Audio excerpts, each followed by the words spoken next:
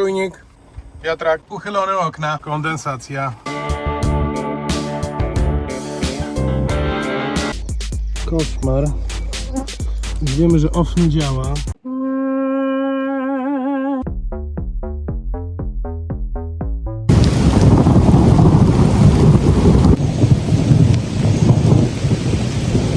Może być rezerwuarem, obecnie nie są już powszechnie używane. Tę konkretną wieżę w Tuszynie ukończono w 1930 roku.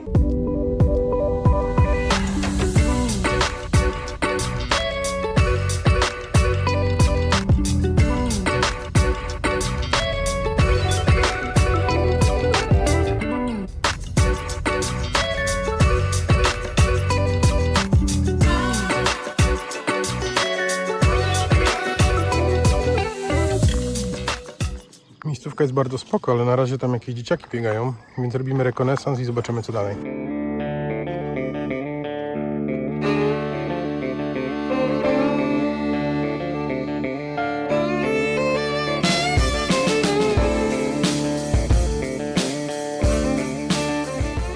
Okej, czyli tu mamy koniec świata. Bardzo ładny koniec świata. Co myślisz tutaj? Nie, to jest pod czyimś domem, wiecie.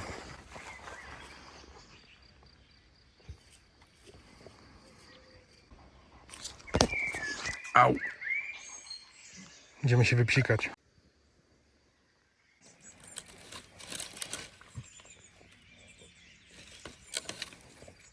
Fajne miejsce.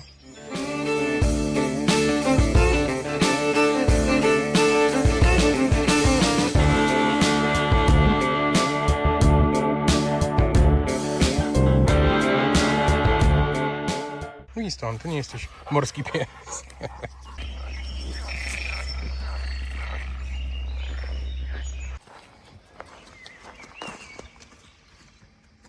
Trochę mi się nie chce wierzyć, że to bobry zrobiły, ale może i bobry. Bardzo prowizorka, bo mimo, że to były te większe, to i tak są za małe na to okno, ale może coś nie wleci. Komary jak komary, ale kleszczy to ja już z niego zdjąłem z 7. Takich małych, które ciężko znaleźć. Koszmar. Już wiemy, że off nie działa. Bardziej martwi to, że kleszcze się w niego wbijają. Wiem, że jesteś niepocieszony. Zobaczcie, jaki jest podziabany. Jak wrócę, to od razu muszę mu zacząć kleszcze wyjmować, bo ma na obu łapach takie małe. I wyglądają na takie, które nie chcą spaść, więc chyba się wbiły. Taktyczny odwrót. Martwią mnie te kleszcze trochę, bo on jest na tabletkach, dzięki którym te kleszcze się w niego mają nie wbijać. No ale te wyglądały na wbite i więcej niż jeden. Tabletkę miał chyba, nie wiem, 2 miechy temu, one są na 2-3 miesiące, nie, 3-4 miesiące. Ale tak czy siak będzie trzeba powtórzyć. Szkoda, bo miejscówka jest super. Tu nic w pobliżu nie ma. Tym bardziej, że najpierw chcę mu wyjąć te kleszcze, nie będę tego przecież robił w samochodzie. Jego zasadą działania w samochodzie jest po prostu próba ucieczki z samochodu na świeże powietrze, gdzie się wszystko dzieje, nie? Wyjechaliśmy po 5, wróciliśmy o 9. Idziemy jeszcze na spacer?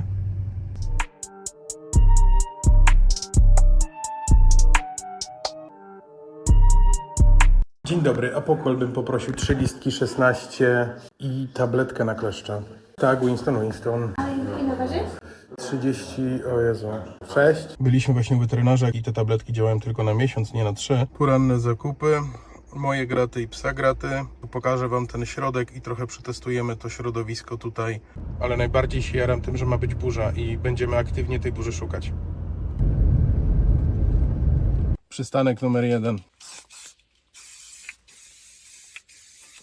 Przed Wami opuszczona wieża ciśnień, ale zanim przejdziemy do tego konkretnego budynku, spróbujmy w ogóle zrozumieć, jak taka wieża działa. Jej zadaniem jest regulacja ciśnienia oraz kontrola przepływu wody na obszarze, na którym została wzniesiona. Wieże zazwyczaj buduje się na najwyższym lokalnym wzniesieniu, ponieważ woda w zbiorniku musi być umieszczona wyżej niż instalacje wodne znajdujące się u odbiorców. Jak widzicie, pompa pod Winstonem zasysa wodę ze zbiornika głębinowego, tłocząc ją w górę do zbiornika wieży. Następnie pod wpływem swojej ciężkości i dzięki prawu grawitacji wypiera wodę wodę z rur, aż ciśnienie w zbiorniku wieżowym stanie się równe ciśnieniu w całym układzie rurociągu. Prawo Pascala. Ja na fizyce najczęściej chodziłem na wagary, ale krótko mówiąc odpowiada za utrzymanie prawidłowego ciśnienia wody, może być rezerwuarem. Obecnie nie są już powszechnie używane. Tę konkretną wieżę w Tuszynie ukończono w 1930 roku. Obsługiwała teren sanatorium przeciwgruźliczego. Jeszcze kilka lat temu odbywały się tutaj koncerty punkowe, wystawy sztuki. Był to taki swoisty klub dla młodzieży. Obecnie zredukowano do roli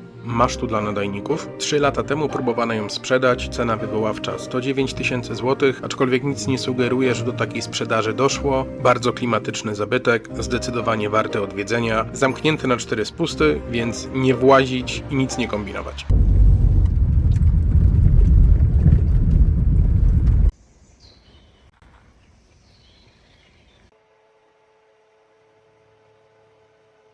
Siema mordy i mordeczki, z tej strony Wasz Tomasz. Już nadajemy z wnętrza 13 w akompaniamencie mojego największego fana. Wentylator ładowany z USB, więc może być ładowany z powerbanka, z lampką. Nawet całkiem wieje. Światło, z boku prąd, kawa. Wy jesteście na łóżku, więc widzicie to z perspektywy łóżka. Tego, które niedawno przerabiałem. Pod łóżkiem jest bagażnik. Za mną znajduje się pudło stół. Jak widzicie, nie ma już bagażnika stołu. Jest pudło stół, w którym mam różne graty, do których mogę szybko sięgnąć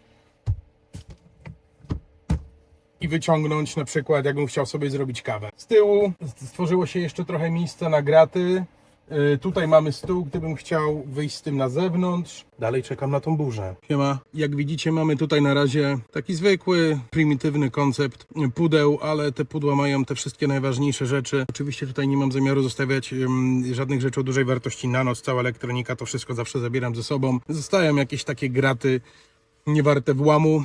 To, co jest warte włamu, oczywiście nie mieszka w samochodzie. Pewnie jeszcze coś tutaj zmienię. Pewnie to łóżko jeszcze może dosunę bardziej w stronę tej ściany, tamtej ściany. Zobaczymy. No, czeka mnie jeszcze nocka. Jak wiecie, wczoraj się nie udało.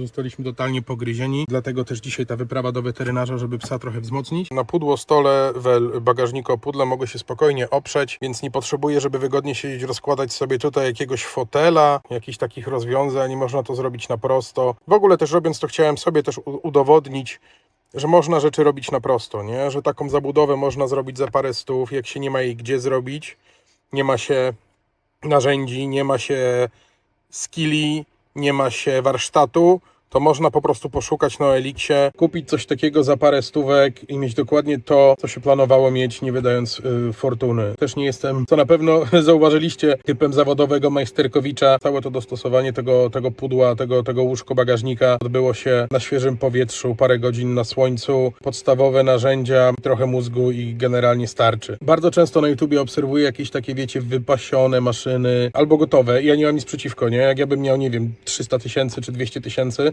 to też bym sobie kupił gotowe, ale myślę, że chyba jest większy fan trochę, jak się pogrzebie przy tym samemu. Jakoś tak człowiek się bardziej z tym autem spaja, to jest takie bardziej jego. No, to czego mi najbardziej w tym aucie brakuje, to oczywiście napędu na 4.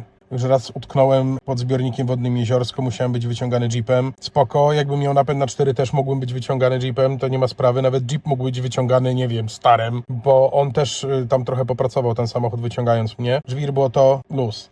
Ale już pod górkę podjechać problem. Trawa, śliska, mokra trawa, pod którą jest błoto, tak było na Jeziorsku właśnie. Mimo, że miał, i do tej pory ma, bo jeszcze kół i opon nie zmieniłem, z mocnym bieżnikiem zimowe, śniegowe opony, które zdecydowanie lepiej robią w takich warunkach niż opona letnia. Więc jeżeli miałbym popuścić wodę fantazji, no to coś dużego, 4x4, no. Ale jak już wiecie, nie mam jednej nerki, dlatego też cieszę się, że można było opękać po kosztach. Trzeba się na tym przespać, trzeba to przetestować. Oczywiście na tym leżałem i jest spoko, jest trochę wysoko, ale do przeżycia.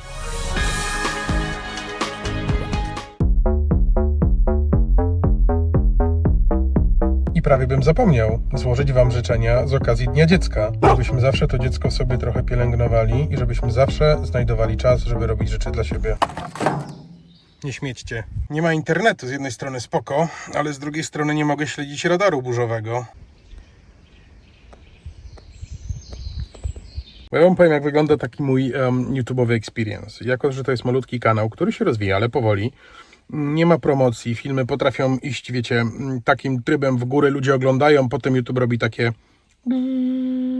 pacjent zmarł. No bo o co w tym wszystkim chodzi? YouTube to Google, a Google to korporacja, więc tak naprawdę dla kogo robi się te filmy z perspektywy YouTube'a, nie? Bo z mojej perspektywy ja robię te filmy dla was, żebyście powiedzieli, że to jest fajne albo nie fajne, żebym mógł je zrobić lepsze, żebym czegoś się nauczył, żebym miał pretekst, żeby wychodzić z domu. Wiecie, ja mam bardzo dużo takich osobistych motywacji. Ale Google/YouTube ma to gdzieś, bo z ich perspektywy filmy robi się dla reklamodawców. Jeżeli film niewystarczająco dobrze się ogląda, cokolwiek to znaczy, bo mam bardzo różne obserwacje, wtedy nie można dać za dużo reklam, wtedy nie można zarobić pieniędzy, więc YouTube tak po prostu odcina ten film i idzie do następnego, który ogląda się lepiej, pcha go bardziej, żeby oglądał się jeszcze bardziej, żeby można było wrzucić więcej reklam i tak dalej, i tak dalej. Dlatego tak ważne są te łapki, komentarze, suby, bo to daje temu algorytmowi taką informację, że to jest coś, na czym ja, YouTube, mogę zarobić. Dzięki temu będę promował, tak? Tym samym ktoś to obejrzy. I to jest taka głupia perspektywa, nie? Bo ja nie myślę o tym w kategorii korporacyjnej, nie?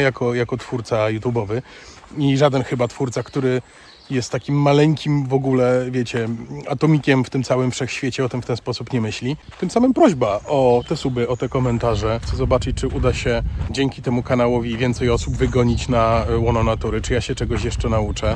A uczę się codziennie, więc jakby sky is the limit. Dosyć mojego rantu. Dalej nie ma netu, dalej nie mogę sprawdzić radaru, dalej nie wiem, kiedy będzie burza. Dużo słońca, mało burzy. Zdrowe. O, dobra. Spójrzcie tam. I tam.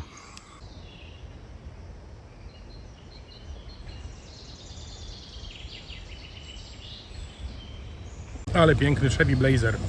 Ale bym jeździł.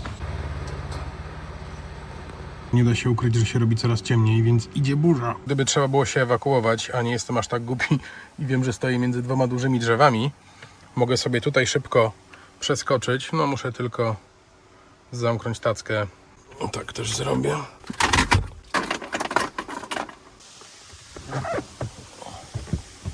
Smak północy, nawet owocowy.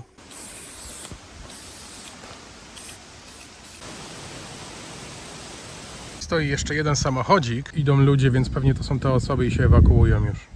Dobra, już ich nie stalkuję. Powoli zaczyna padać, może słyszycie, ale padałoby coś zjeść. Musimy zajrzeć do suchego prowiantu. No i jest zwycięzca.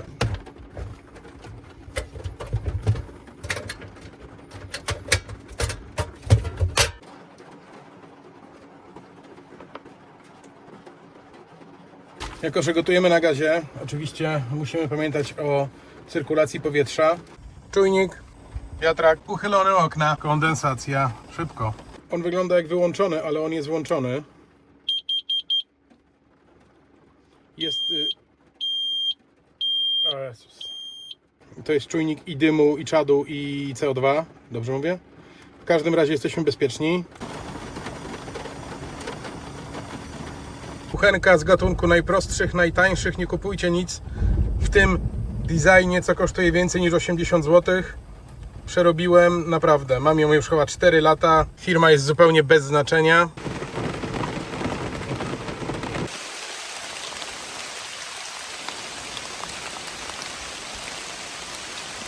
Do walki z kondensacją też mamy narzędzia, także to mnie nie martwi. Ciekawe, czy będzie dobra ta zupa. Już zapomniałem, co to było w ogóle. Co to było? Cream of tomato and pepper soup with rice. Nice. Gdzie nie mogę znaleźć łyżki.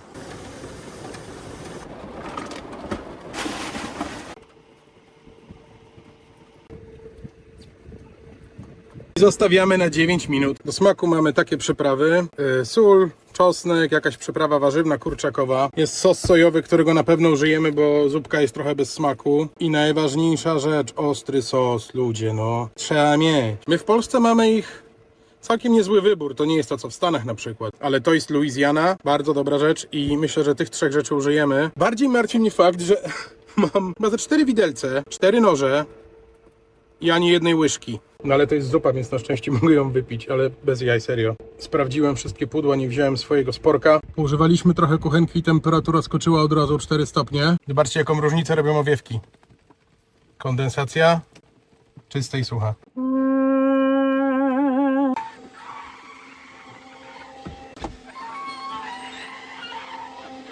Tutaj się zbiera i fajne to jest, bo można go używać pod różnymi kątami.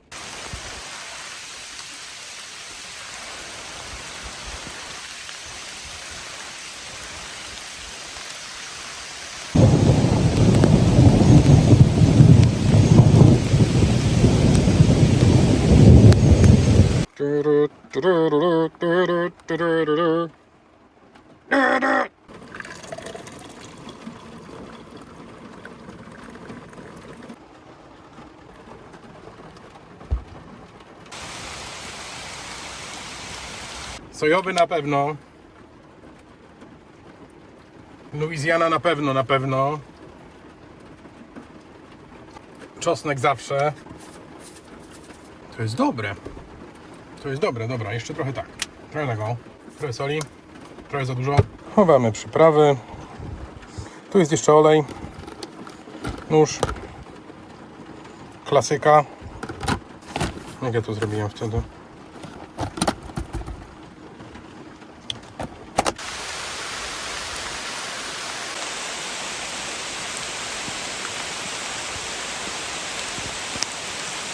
A na obiad sobie przeszedłem do klimatyzowanego pomieszczenia. Troszeczkę się odparujemy. Kurde. Pycha.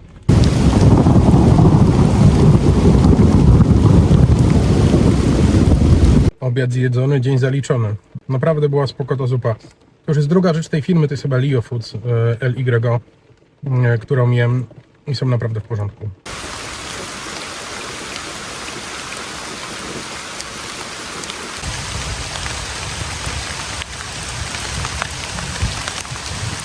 Jeszcze wam troszkę powiem, jak tutaj jest prąd rozwiązany. Tutaj mamy powerbank, to jest 20 000 mAh i to jest ten, który wystartuje akumulator. Jeśli oglądaliście poprzednie odcinki, wiecie, że 13 nie lubił się z prądem. To już jest naprawione, ale narzędzie sobie kupiłem na wszelki wypadek. Teraz służy mi po prostu za prąd do lampy, która świeci nie najgorzej, ale przez 3 godziny zabrała 23%, czyli też nie mało. No nie mało, wydaje mi się, że nie mało. Cała reszta tych wszystkich gratów to są urządzenia zasilane z baterii. Szmatka, bo jak wychodziłem, to się woda nalała. Dużo aut tutaj w ogóle jeździ. Ta miejscówka jest bardzo fajna, ale ona jest chyba taką leśną przelotówką do jakichś wsi, nie wiem, zabudowań. Myślę, że dzisiejsze testy można uznać za udane. Fajnie się z tego korzysta, jest wygodnie. Ja sobie siedzę na takim plastikowym taborecie oparty o pudło stół. W poprzednim filmie możecie zobaczyć, jak to auto wyglądało wcześniej i jak niepraktyczne było takie założenie, że podłoga jest albo spaniem, albo bagażnikiem, bo co jeżeli śpimy?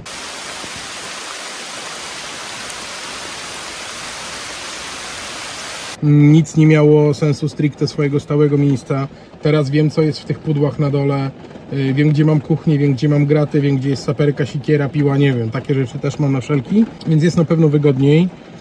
Kwestia prądu oczywiście, tak? Bo gdybym miał gdzieś zginąć w dziczy na kilka dni, załóżmy, no to ten powerbank nie pyknie. Ten też trochę prądu bierze, bo od paru godzin dmucha, od paru godzin świeci. 2 lampki na 4. Jeszcze trochę pada, ale burza już chyba jest za nami, chociaż już raz miałem takie wrażenie i potem solidnie zagrzmiało.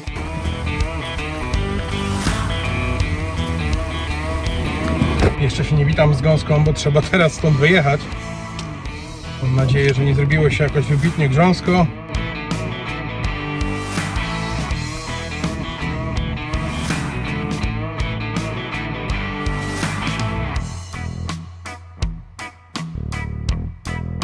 Bardzo wam dziękuję za wspólny wypad. Pamiętajcie, żeby dać łapkę w górę, suba, oddać mi wszystkie swoje pieniądze. Będzie dobrze. Nara.